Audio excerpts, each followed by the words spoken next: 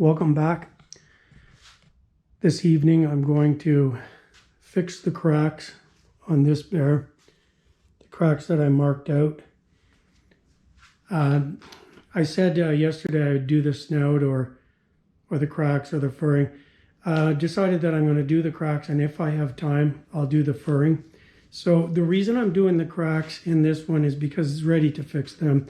You could do them after, you could do them now. I prefer to do them before I do the furring. A lot of carvers in the carving forums or beginners ask how the cracks are fixed or how people fix their cracks. There's a few ways.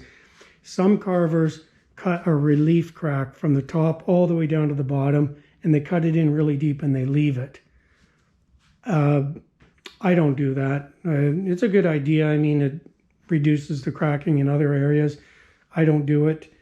Some carvers will inject the cracks with a black, kind of a tar silicone, a silicone black that oozes out, and then they just scrape it off, and you're painting the bear black anyways. So that's another good idea. I don't do that either.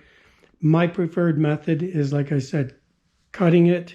I call it a kerf. As I said, it's the width of the chainsaw bar. So I cut a groove into each one of the cracks.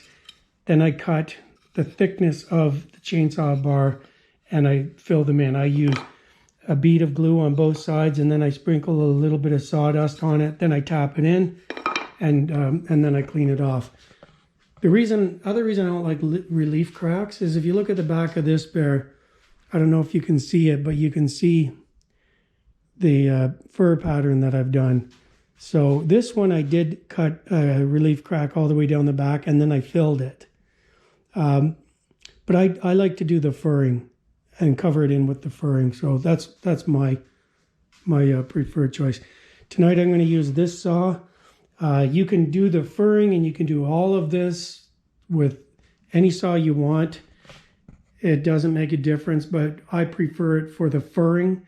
The reason I prefer it for the furring is a lot of carvers will use Dremels and they'll use grinders and all kinds of things like that. But the problem with using those is they create a pile of the dust in the air, and you really have to go for a long time with the Dremel to get the fur. And imagine if you have a 6 or 8 foot bear, it'll take you all day long to do it. So I do it with that little blade there. I also do it with this one here too. It's a quarter bar, and that's a dime bar. But again, just preference. So I'm going to do it with this one because I like doing it with this one. It's faster for me. I've gotten used to it. So that's what I'm going to do tonight. This bear, after I looked at it today, and it's leaning a bit. And the reason it's leaning a bit is because 2 reasons. I thought I had the log standing up straight, but I didn't. And the log or the tree was actually on a slant, and the wood grain went that way. It kind of bent up like that. I have the other half right here that'll be carving next. You can see the grain pattern, how it twists like that. So I kind of like it. It looks like the bear is leaning over like, what'd you say to me? So I think it's kind of cool. I'm not going to correct it. I could correct it if I clean the bottom off one of the lower paws down here, but I'm not going to do it because every carving you do has its own personality, I guess, or character. So that's why I'm going to leave it. I kind of like it like that. And you can see from this angle that it's got a little bit of an attitude as well. So I'm going to begin now and do the grooves and then fill them. And I'll come back and I'll show you when they're done.